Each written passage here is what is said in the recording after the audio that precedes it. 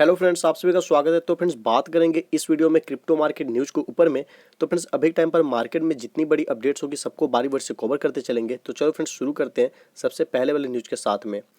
तो Argentinian senate ने friends यहाँ पे एक बिल को पास किया है और वह बिल वहाँ के गवर्नमेंट को परमिशन देता है, अलाउ करता है कि जो भी फॉरेन कंट्रीज में रह रहे अर्जेंटीनियन निवासी के पास में आपको एसेट्स की होल्डिंग है उस पर टैक्स ले सकते हैं। यहाँ तक कि अगर आपके पास क्रिप्टो की होल्डिंग है और आप फॉरेन में रहते हो तो भी आप पर जो है गवर्नमेंट टैक्स लेगी। तो फ्रेंड्स आते हैं थोड़ी डिटेल्स में और बात करते हैं। तो यहाँ पर अर्जेंटीनियन सीनेट ने अप्रूव किया एक बिल को जो कि वहाँ के गवर्नमेंट को अलाउ करती है कि जो भी फॉरेन कंट्रीज में रह रहे वहाँ के सिटीजन है और उनके पास एसेट की होल्डिंग है फॉरेन कंट्रीज में, तो उनको टैक्स लिया जाएगा। क्योंकि कहा जाएगा कि आपके पास जो है नॉन डिक्लेयर्ड एसेट हेल्ड है, मतलब आप अर्जेंटीना के सिटीजन, आप रहते हैं अर्जेंटीना के बाहर में और आपने एसेट में होल्डिंग रखी है, मतलब कि आपके पास इन्वेस्टमेंट है अलग अलग जगह पर जिसको कि आपने कभी डिक्लेयर नहीं किया है। या नॉन डिक्लेयर्ड एसेट होल्डिंग जो आपके पास में है, इस पर हम टैक्स सॉरी फ्रेंड्स, इस पर हम टैक्स ले सकते हैं क्योंकि हमारे यहाँ पर ऐसा बिल अप्रूव हुआ है। अब क्या क्या इंक्लूड है एसेट में, तो फ्रेंड्स यहाँ पर बोला जा रहा है स्टॉक्स है, प्रॉपर्टीज है, बॉन्ड्स है और यहाँ तक कि क्रिप्टो करेंसी है।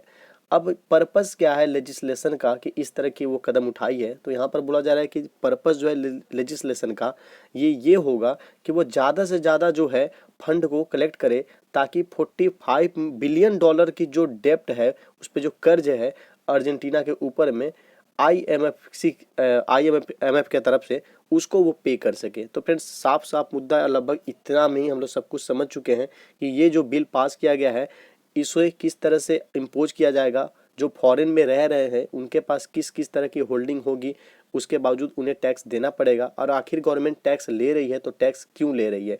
तो फ्रेंड्स मुझे नहीं लगता कि अब ज़्यादा नीचे आके डिटेल्स में यहाँ पे पढ़ने की कुछ जरूरत है। चलो एक बार इसे बस आप देख लेना थोड़ा अपने बिहाफ पे, उसके बाद से फ्रेंड्स चलते हैं हम लोग अगले न्यूज के लिए। तो फ्रेंड्स बात करें इस वाले अपडेट के ऊपर, तो आप यहाँ पे देखोगे चैनलेसिस जो है 8.6 बिलियन डॉलर वैल्यूएशन तक पहुंच चुका है और यहाँ पर बोला जा रहा है इन 170 million series F funding round. तो फ्रेंड्स अब बात करते हैं, नीचे में आते हैं थोड़ी डिटेल्स में। तो चैनलेसिस के बारे में आपको पहले से भी पता होगा, अगर नहीं पता है तो चलो थोड़ा बहुत यहाँ पे देख लेंगे, सब कुछ पता चल जाएगा। तो चैनलेसिस जो है फ्रेंड्स एक crypto currency security blockchain auditing firm है और इन्होंने अनाउंसमेंट की है कि इन्होंने अपनी न्यू फंडिंग जो राउंड है अपने ऑपरेशन को कंप्लीट कर लिया है। और इनकी जो ये आपको न्यू फंडिंग राउंड थी, इस कंपनी ने मतलब फंडिंग राउंड में 170 मिलियन डॉलर जो है और ये राउंड फ्रेंड्स आपको सीरीज एफ फंडिंग राउंड, तो इसी राउंड में 170 मिलियन डॉलर जो है कंपनी ने रेज किया है, मतलब कितना फंड कलेक्ट किया है ऐसा कंपनी ने खुद अनाउंसमेंट किया है। विच वॉज लेड बाई, और कि ये किसके द्वारा लिया गया, मतलब ये राउंड किसके द्वारा किया गया।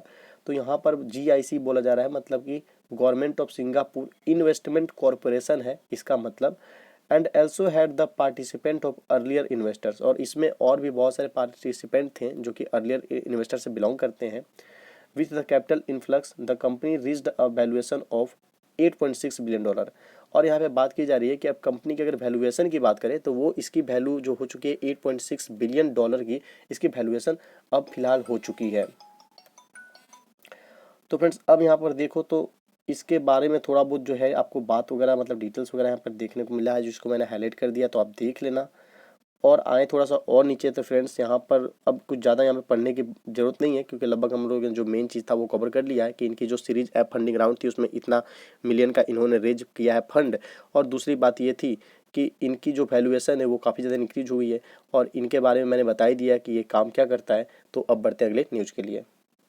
तो फ्रेंड्स बात करें इस वाले न्यूज़ के ऊपर, तो यहाँ पर आप देखोगे वेटरन इन्वेस्टर जो मार्क मोबियस हैं ये उम्मीद करते हैं बिटकॉइन को और ज़्यादा नीचे गिरने के लिए। साथ ही साथ ये cautions crypto traders against buying the dip, इन्होंने चेतावनी भी दी है क्रिप्टो ट्रेडर्स को कि आप जो है जो डीप में जो क्रिप्टो ट्रेडर्स बाई करते हैं उनको खासतौर पे यहाँ पे चेतावनी दी है कि ऐसा वो ना करें। अब फ्रेंड्स वेटरन का मतलब आप ये समझ सकते हो कि कोई भी सेक्टर में अगर आप एक लंबे अरसे से एक्सपीरियंस्ड हो तो आपके आगे वेटरन लगा दिया जाता है। तो उसी तरह से इन्वेस्टर का आगे वेटरन है, तो आप समझ सकते हो कि ये इन्वेस्टर इसी फील्ड में इन्वेस्टिंग का दुनिया में काफ़ी अनुभवी हैं। तो फ्रेंड्स अब आते हैं, तो देख लो यही वो शख्स है, इनको पहले भी आपने कहीं ना कहीं देखा होगा, मैंने मतलब देखा है, तो चलो कोई बात नहीं। अब आते हैं फ्रेंड्स इस वाले डिटेल्स में, मतलब न्यूज के। तो ये मोवियस कैपिटल के फ्रेंड्स फाउंडर हैं और इन्होंने बोला कि क्रिप्टो ट्रेडर्स को कि जो डीप में ये बाई करते हैं, जो डीप में बाई की स्ट्रेटजी है, इस पर एक तरह से इन्होंने चेतावनी दी है। और साथ ही साथ ये एक्सपेक्ट क्या करते हैं कि जो बिटकॉइन जो है वो क्या करेगा, तो थोड़ी देर के लिए जो है रिलीफ पाएगा। आपको कहाँ पे, तो $20,000 पर। बट इनका ये अंदाजा है कि यहाँ पर गेम जो है इस बार ये नहीं होने वाला है कि 20K पर आएगा फिर से यहाँ से सब कुछ सही होने वाला है, जिस तरह पिछले बार आपको याद है। तो यहाँ पर इनका कहना है कि इससे भी बुरा, इससे भी बदतर होने वाला है। तो चलो फ्रेंड्स आते हैं, थोड़ा बहुत पढ़ते हैं इसके बारे में। तो फ्रेंड्स यहाँ पर देखो, फाइनेंशियल न्यूज़ फ्राइडे के साथ इनका इंटरव्यू हुआ था और उसी में ये जो मोबियस कैपिटल के जो फाउंडर है, इन्होंने कुछ बात वगैरह जो बोली और यहाँ पे क्रिप्टो ट्रेडर्स को डीप में बाई करने के लिए अपने इंटरव्यू के दौरान में वार्न किया। तो फ्रेंड्स अब आते हैं थोड़ा सा नीचे। तो फ्रेंड्स ये मोबियस वगैरह कंपनी के बारे में इनका बोला जा रहा है कि $50 बिलियन है इनके मार्केट पोर्टफोलियो वगैरह। तो यहाँ पर ज़्यादा टाइम वो नहीं देंगे। तो आते हैं फ्रेंड्स सबसे पहले क्रिप्टो वाली अपडेट पे। तो फ्रेंड्स यहाँ पर इस वाले अगर हाईलाइट को हम देखें तो यहीं से सारी बातें क्लियर हो जाती हैं। यहाँ पर वो इन्होंने बोला है कि it will not work this time until bitcoin hits $20,000, मतलब कि $20K। तो फ्रेंड्स यहाँ पे सबसे पहले तो इन्होंने ये कहा कि इस बार जो है बिटकॉइन जब तक कि $20K हिट नहीं कर दे तब तक काम नहीं बनने वाला है। फिर इन्होंने अगले स्टेटमेंट में, मतलब अगला सेंटेंस में बोला कि from where there might be a bounce, जहाँ से थोड़ा बहुत मतलब बाउंस हो सकता है, मतलब कि बाउंस बैक हो सकता है, वहाँ से थोड़ा बहुत पंप देखने को मिल सकता है आपको $20K के पास में आने के बाद। क्योंकि ये एक ऐसा रेंज है जिसकी सब इसको मतलब एक डीप के तौर पे देखते हैं कि भाई ये बहुत ज़्यादा डीप है BTC के लिए। तो इसलिए यहाँ पर एकदम इनका कहना सही है, यहाँ से आपको बाउंस बैक देखने को मिल सकता है। फिर इन्होंने बोला है लेकिन उसके बाद से इसका नेक्स्ट टारगेट क्या होगा, तो वो होगा $10,000। तो इनका साफ साफ कहना है कि हर बार मार्केट जिस तरह से आया, इस तरह से इस बार थोड़ा सा गेम उल्टा होने वाला है। $20,000 के पास आएगा BTC और यहाँ से थोड़ी देर के लिए रिलीफ पाएगा, थोड़ी देर के लिए यहाँ से बाउंस करेगा, लेकिन उसके फिर बाद मार्केट जो है आपको $10K तक आएगा। 10K जो डॉलर है ये इसका नेक्स्ट टारगेट होगा।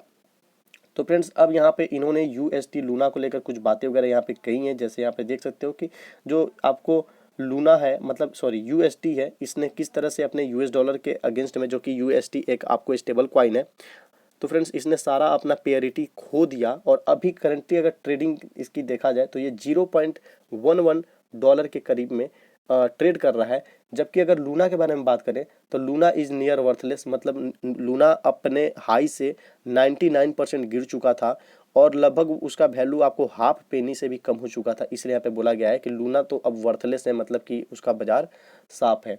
तो इस तरह से फ्रेंड्स यहाँ पर बातें जो है इन्होंने बोली हैं। अब थोड़ा सा नीचे आए तो फ्रेंड्स यहाँ पर देख लो, फिर से वही बात जो मैंने बोला कि लूना जो है आप देख लो 99.3% गिर चुका था यहाँ पर। तो फ्रेंड्स यहाँ पे वही है कि if you bought that dip thinking the crash created a great buying opportunity you lost इतना today, this can happen to any crypto. तो फ्रेंड्स यहाँ पे इन्होंने बोला कि जिस तरह से लूना जो है 99.3% गिर गया आज के दिन, और अगर इसी तरह से मतलब ये कॉइन क्रैश होके और इतने कम पर आया और इसको अगर डीप मानकर बाई करते इसे अपॉर्चुनिटी देखकर, तो आप अपना सब कुछ खो देते हैं। और फिर से यहाँ पे इन्होंने लिखा कि ये क्या है, तो ये फिर से क्रिप्टो में हो सकता है। और इन्होंने यहाँ पर इसे क्या किया है, तो एक एग्जाम्पल के तौर पे, क्योंकि टेरा अभी के टाइम पे बहुत सारे लोग को जो जिसको क्रिप्टो पहले से ही नहीं पसंद है, उसके लिए टेरा अभी के टाइम पर सबसे बड़ा एग्जाम्पल है। यहाँ पर मतलब टेरा जिस तरह से लड़खड़ाया नहीं, जिस तरह से टेरा धाराशायी हो गया, पूरी तरह से मतलब चित हुआ, उसको लेकर हम लोगों के भी मन में ऐसा नहीं कि जो क्रिप्टो के सपोर्टर नहीं है उन्हीं को इस बात से अच्छा लगा या फिर उनको बहुत ज़्यादा यहाँ पर एक प्लस पॉइंट मिलते हुए देखने को मिला कि चलो भाई अब तो टेरा इस तरह से किया है तो आगे बहुत सारी कॉइन करेगी, क्योंकि टेरा एक अच्छे रैंक पर था और जिस तरह से टेरा बर्बाद हो गया। तो फ्रेंड्स हम लोगों के मन में भी बहुत सारा सवाल है, लेकिन फिर भी हम लोग सपोर्टर हैं, अभी भी हम लोग के पास उम्मीद है, हम लोग अभी भी हार नहीं माने हैं। तो चलो फ्रेंड्स अब आते हैं नीचे। तो बात ये है कि अब इनका यही मानना है कि जो BTC है आप यहाँ पे देख सकते हो, अब ज़्यादा कुछ पढ़ने की जरूरत नहीं है। इन्होंने साफ तौर पे यही बोला कि BTC और 20K का डॉलर के नीचे भी आ सकता है। और अब यहाँ पे एक लाइन बस इसे पढ़ते हैं और यहाँ पे काम खत्म करते हैं कि इन्होंने बोला कि जो बिलीव करते हैं कि क्रिप्टो करेंसी की जो प्राइस है वो आपको $1 लाख इस साल के अंदर में रीच होगी, एग्जाम्पल के तौर पे, अब यहाँ पे बोलेंगे are happy to get in at any price below that target. अब यहाँ पे इन्होंने लिखा कि वो बहुत ज़्यादा खुश होंगे किसी भी प्राइस में एंट्री लेने के लिए, अपने इस टारगेट को देखने के लिए। मतलब कि जो इसका मानना है कि 1 लाख तक जाने वाला है बिटकॉइन इस साल, वो क्या करेंगे, किसी भी लेवल पे, जिस तरह से BTC क्रैश है तो इससे अपॉर्चुनिटी उन सभी लोगों के लिए नहीं होगा, तो वो बाई करेंगे और अपने इस टारगेट के लिए मतलब अंजाम होते हुए देखना चाहेंगे। ऐसा ऐसा इन्होंने बात बोला है। लगभग आपको बातें अच्छे से समझ में आ गई होगी।